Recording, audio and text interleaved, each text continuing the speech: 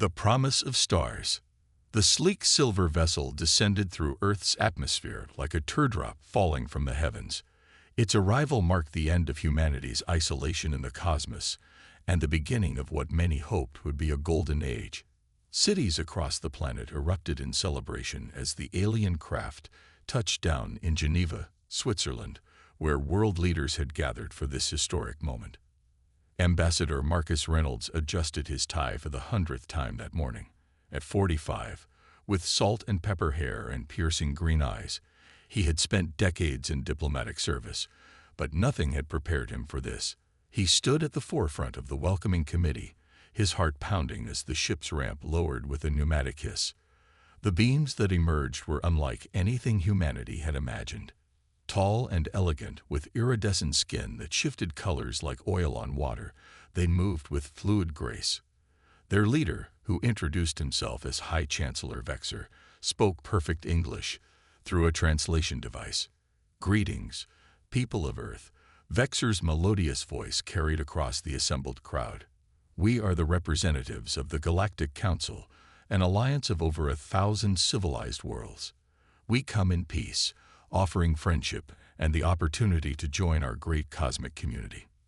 Marcus stepped forward, extending his hand in the traditional human greeting. "On behalf of Earth, we welcome you. This is truly a momentous day for our species." The initial meetings went smoothly. The council representatives painted a picture of a utopian galactic society, where resources were shared, knowledge flowed freely, and conflict was a thing of the past. They offered to uplift humanity, sharing their advanced technology in exchange for Earth's participation in the Council's grand vision. Within weeks, Marcus was appointed as Earth's first galactic ambassador. He found himself shuttling between Earth and the Council's massive space station orbiting Jupiter. The technology they shared was impressive. Medical advances that cured diseases, energy systems that could power cities cleanly, and communication devices that made the internet seem primitive. But Dr. Sarah Chen, a brilliant physicist working at CERN, noticed something odd. The technology the council shared was always limited, never the full systems they promised. She spent nights poring over the data they provided, finding gaps and inconsistencies. "Marcus, something's not right," she told him during a secure video call. "The energy equations they've given us, they're incomplete. It's like they're giving us a car without an engine." Marcus frowned. "They explained that we need to progress gradually." "No, that's not it," Sarah interrupted. "I've been analyzing their communications. There are entire frequency bands they're using that they haven't told us about. And have you noticed how their gifts all require their maintenance teams to service them?" Her words planted a seed of doubt in Marcus's mind. He began to observe more carefully during his visits to the council station. The alien representatives were always cordial, but there were areas of the station he was never allowed to access. Questions about certain technologies were deflected with practiced ease. 6 months after first contact, reports started coming in from around the world. Strange devices had been discovered in remote locations, sophisticated monitoring equipment that wasn't part of any official technology exchange. When confronted, the Council claimed they were safety measures to protect Earth during its integration period. Marcus attended a council session where Earth's progress was being discussed. High Chancellor Vexer stood before a holographic display showing Earth's resources, population centers, and military installations in alarming detail. "The humans are adapting well to their new role," Vexer said to the assembled alien delegates. "Resource extraction is proceeding ahead of schedule." "What about their military capabilities?" asked a reptilian delegate from the Draconis system. "Negligible," Vexer replied dismissively. "Their most advanced weapons are centuries behind our defensive systems. They pose no threat." Marcus felt a chill run down his spine. This didn't sound like the partnership of equals they had been promised. He managed to slip away from his handlers and accessed a restricted terminal using credentials he had memorized from watching a careless technician. What he found made his blood run cold. The Council's true agenda was laid bare in their internal documents. Earth wasn't being invited to join as an equal partner. It was being groomed for exploitation. The technology they shared was designed to make humanity dependent, while the Council systematically cataloged Earth's resources for extraction. Worse still, there were references to human genetic material being particularly valuable for creating a new servant class. He downloaded as much data as he could onto a hidden drive and made his way back to his quarters, his mind racing. The Council had played them all for fools, using humanity's hope and curiosity against them. But they had underestimated one crucial factor: human resilience and the ability to adapt when threatened. That night, Marcus sent an encrypted message to Sarah and a select group of trusted allies on Earth. The resistance would begin in secret, but it would not remain hidden for long. Humanity had been betrayed, but they would not go quietly into servitude. The Council had made a critical error in judgment. They saw humans as just another primitive species to be exploited. They failed to understand that when pushed into a corner, humans didn't just fight back. They excelled at it. The same species that had survived ice ages, plagues, and world wars was about to show the galaxy why Earth's children were not to be trifled with. As Marcus stared out at the stars from his quarters on the Council station, he made a silent vow. The beings who thought they could enslave humanity would soon learn to fear the very mention of Earth. The Council wanted resources. They would get resistance. They wanted servants. They would face warriors.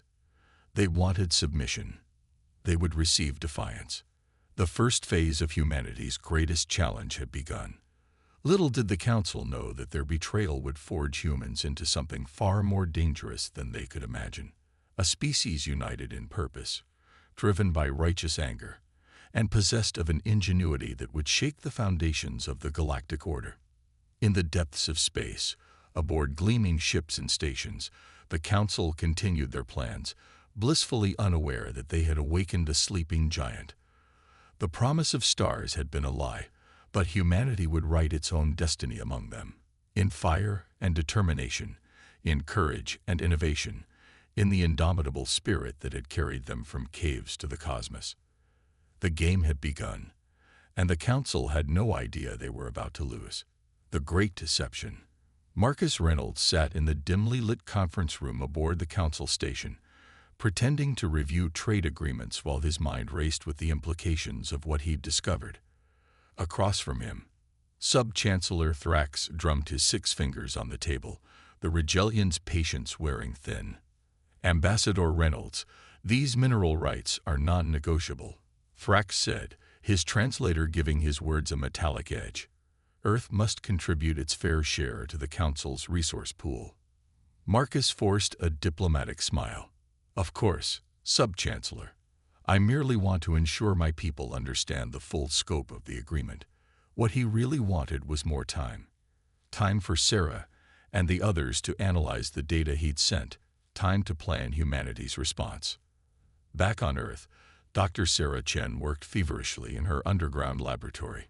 The facility, hastily constructed beneath an abandoned mining complex in Montana, had become the nerve center of humanity's secret resistance.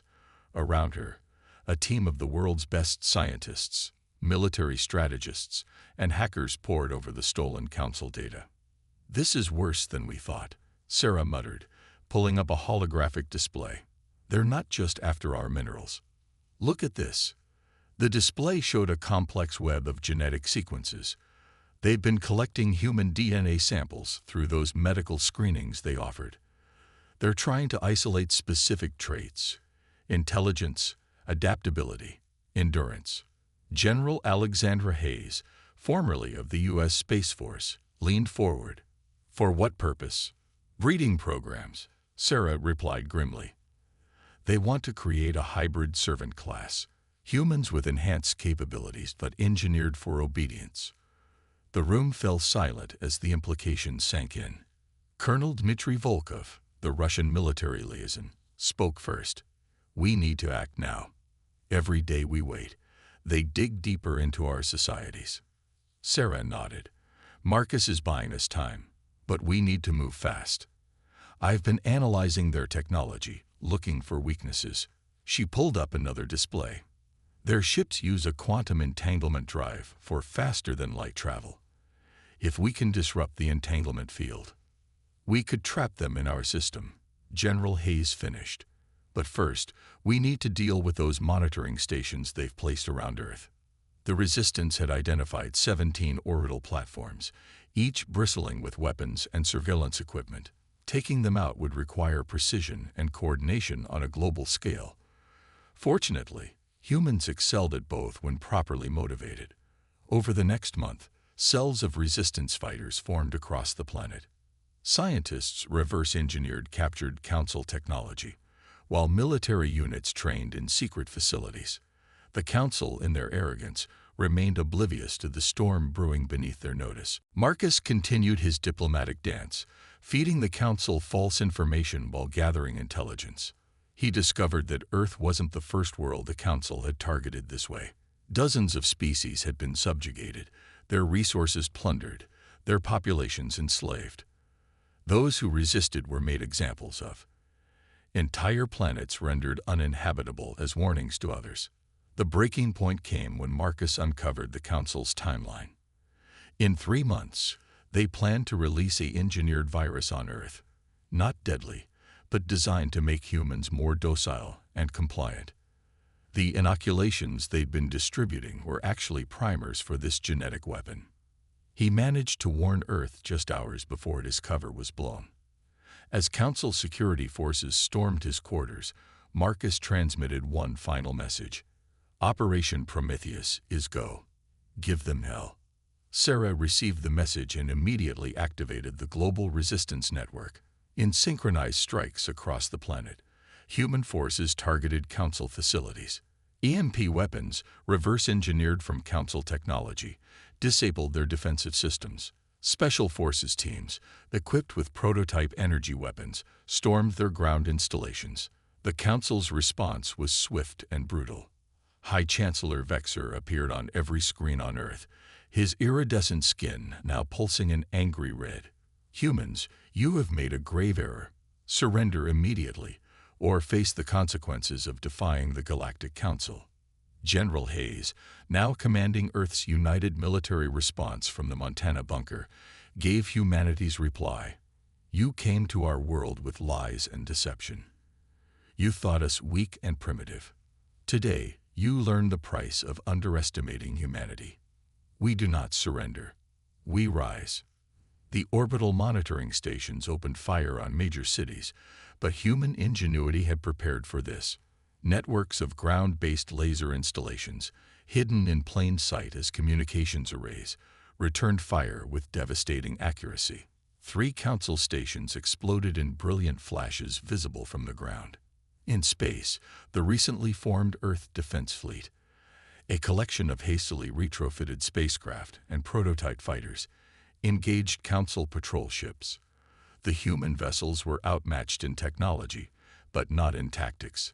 Using hit-and-run strategies learned from centuries of asymmetric warfare, they harassed and confused the alien forces.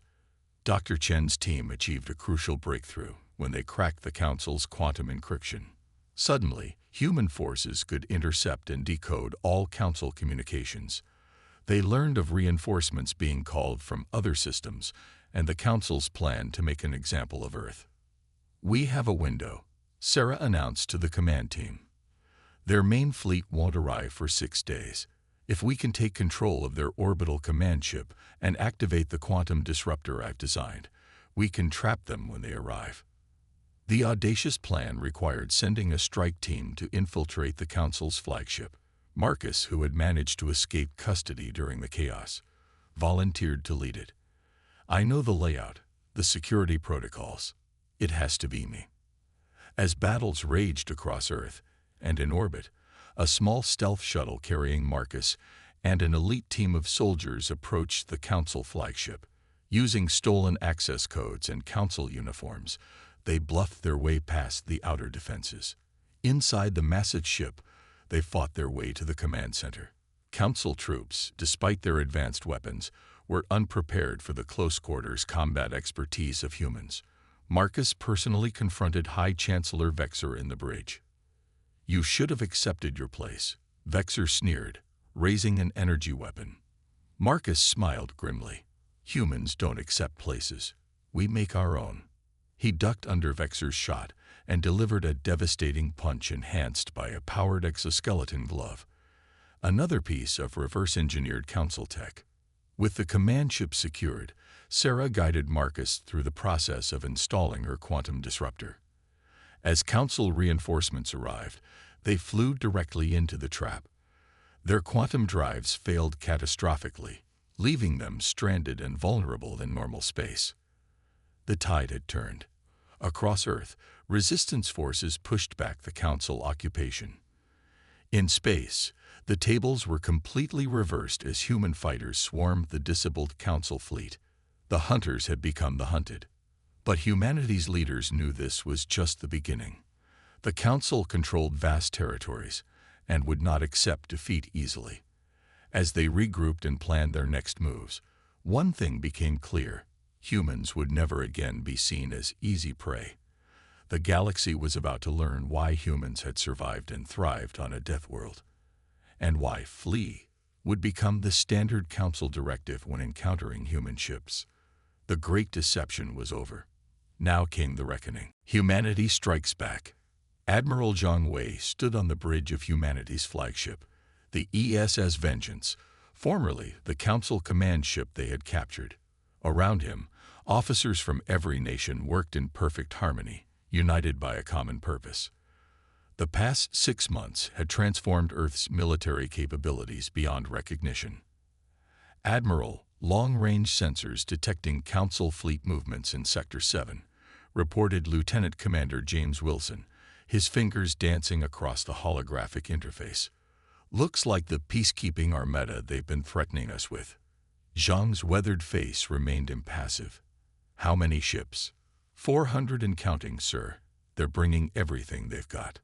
Captain Maria Rivera, Zhang's second-in-command, stepped forward. "They're making the same mistake they've made since day one, assuming we'll fight on their terms." Zhang nodded.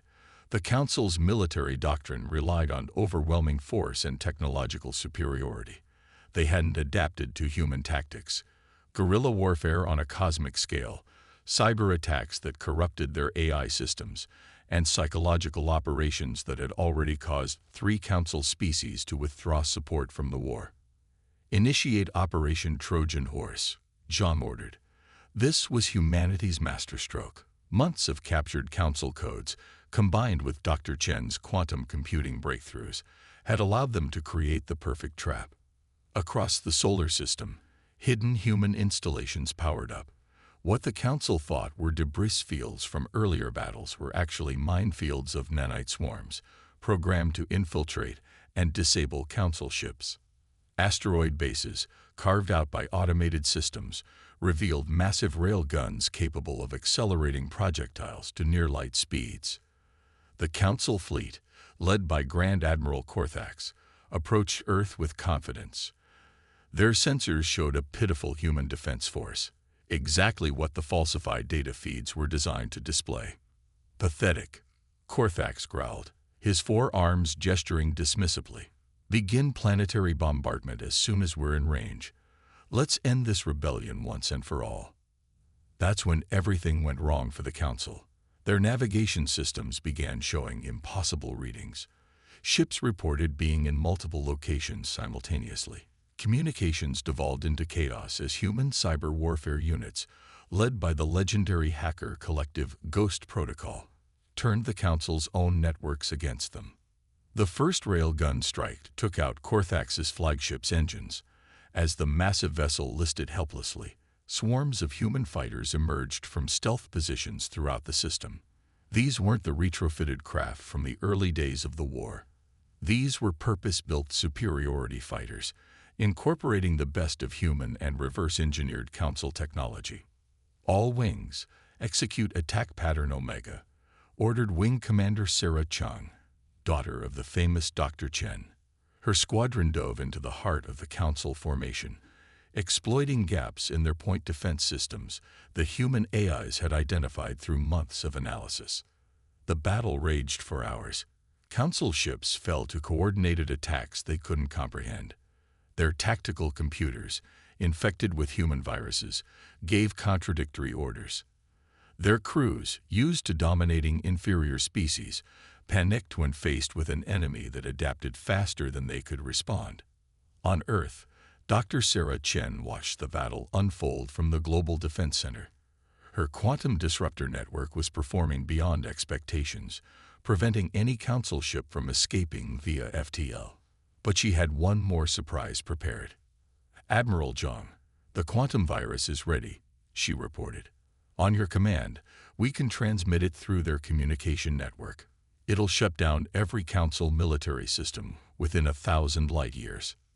Zhang considered the implications. They weren't just winning a battle. They were about to cripple the council's ability to wage war across their entire empire. Do it. The virus spread like wildfire through quantum-entangled communication nodes. On hundreds of worlds, council military installations went dark. Defensive platforms powered down. Warships drifted helplessly in space. In one stroke, humanity had neutralized the greatest military force in the galaxy. The remaining council forces at Earth surrendered. Grand Admiral Korthax, brought before Admiral Zhang, could barely speak through his shock. "How? You're primitives. You've only had space flight for decades." Zhang's response would echo through galactic history. "We're humans. We've been fighting wars since we came down from the trees. You gave us a common enemy and access to advanced technology. What did you think would happen?" The aftermath of the battle reshaped galactic politics. Species that had suffered under Council domination rose up, inspired by humanity's example. The Council's empire crumbled within months, replaced by a new alliance based on genuine equality and mutual respect, with humanity as one of its leading members.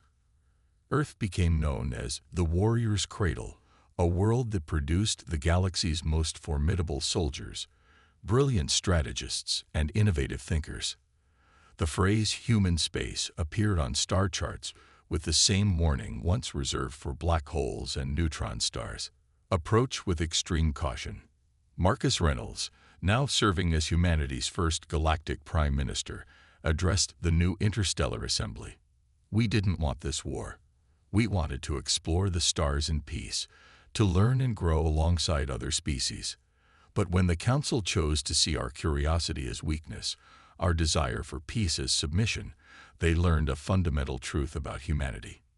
He paused, looking at the assembled representatives of 100 worlds. "We can be the galaxy's greatest friends or its worst nightmare. The choice is yours." In the years that followed, human merchants, explorers, and diplomats spread throughout the galaxy. But everyone knew that behind the friendly smile and extended hand was a species that had brought the mighty Galactic Council to its knees.